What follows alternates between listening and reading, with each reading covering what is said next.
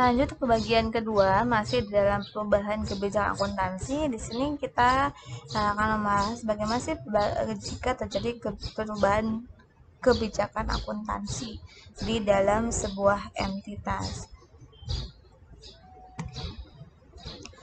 Nah, kebijakan akuntansi tidak ada definisinya, merupakan perubahan terkait dengan prinsip dasar, konvensi, peraturan, dan praktik tertentu tentang penyusunan dan penyajian laporan keuangan di suatu entitas. Nah, tadi kan sempat disinggung bahwa dan sempat dicontohkan bahwa di sini kita mengambil contohnya ada perubahan standar dari PSAK 34 terkait dengan pendapatan konstruksi ke PSAK 72 terkait dengan pendapatan kontrak.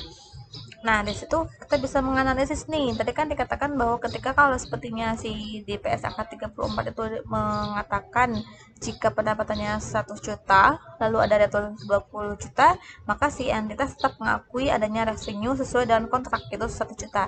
Tapi kalau PSAK 72 yang baru, meskipun pendapatannya 100 juta, tapi kalau ada return 20 juta, maka di sini pengakuan revenue-nya hanya 80 juta.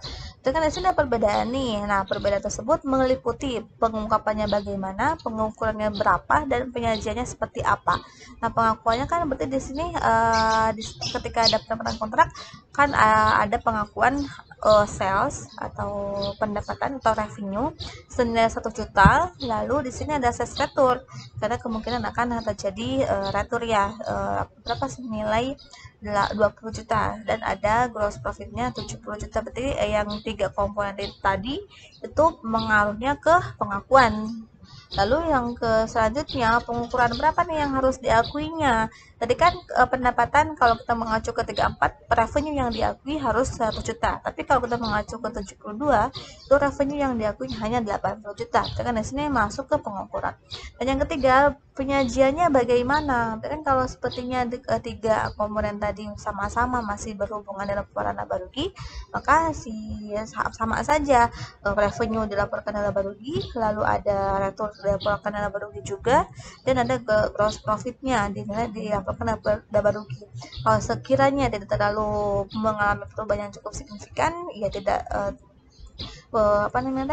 sama saja, tapi tetap harus harus diungkapkan di CLK-nya bahwa si entitas tersebut sudah merubah pengakuan,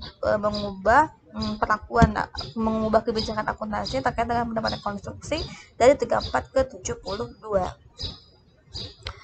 Lalu di sini terkait dengan kebijakan akuntansi, otomatis kalau kebijakan yang berubah-ubah itu kan pasti tidak akan menghasilkan tujuan yang maksimal, sehingga kalau sepertinya kebijakan tersebut baru diterapkan 2 tahun atau 3 tahun, lalu di tahun keempat sudah berubah lagi, itu kan akan mengalami proses yang cukup ribet ya, terutama penyesuaian bagi si SDM-nya dan penyesuaian pada saat menerapkan hal tersebut ke dalam sistem contohnya. Nah, tapi kalau sepertinya kebijakannya itu tetap atau konsisten, tentu kan akan lebih memudahkan bagi perusahaan dalam melaporkan laporan keuangannya.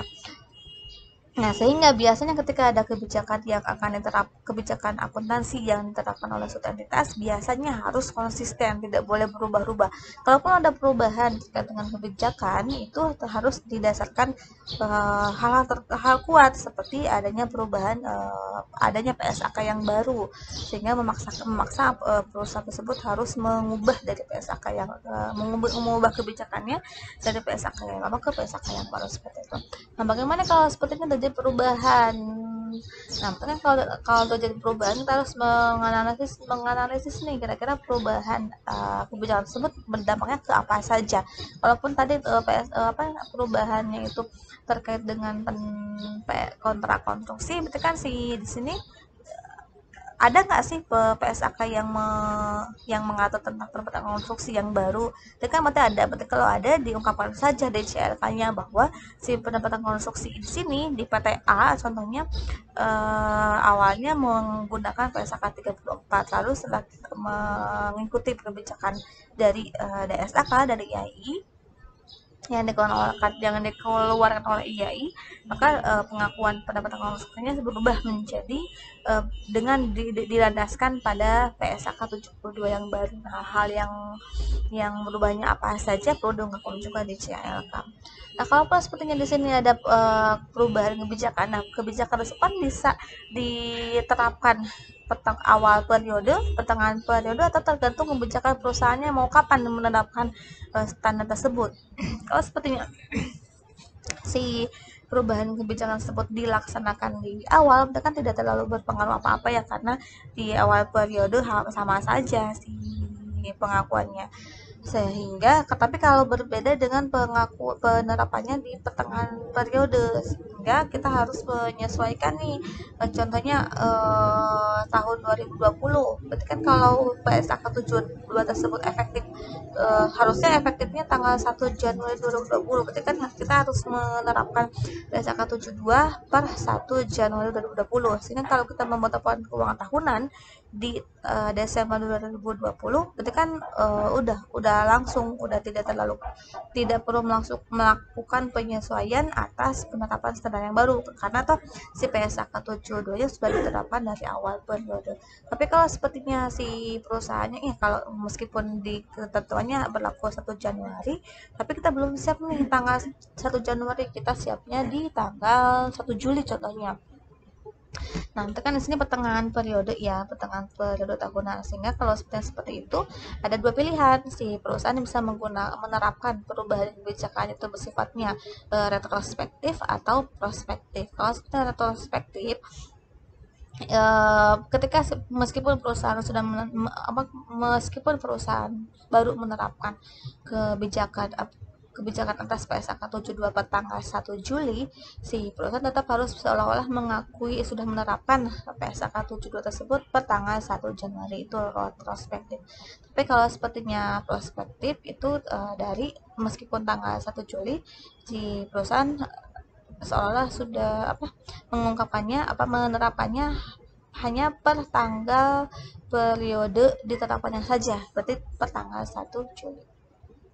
Nanti yang dari tanggal 1 Januari sampai Juni itu diabaikan, tidak terlalu berdampak, masih menggunakan PSAK yang lama. Nah, kalau seperti penetapan retrospektif itu kan diakuinya seolah di awal periode ya, itu akan berdampak pada saldo awal setiap komponennya, dan kita harus juga membandingkan bagaimana saldo atau bagaimana laporan keuangan ketika menggunakan PSAK 34 dan bagaimana laporan keuangan yang ketika kita menerapkan PSAK 72. Itu ada perbandingan. Nah, kita bisa menganalisis di mana letak perbandingannya. Untuk contohnya di sini harus saja perubahan metode persediaan. Nah, untuk metode kebijakan akuntansi tidak hanya terpaku pada PSAK saja, bisa terkait dengan metode yang digunakan dalam penilaian persediaan, bisa menggunakan dalam penentuan beban penyusutan, itu tergantung lah. Yang penting yang pasti semua aturan yang ada di SAK dan diterapkan di dalam suatu entitas itu terkait dengan kebijakan akuntansi.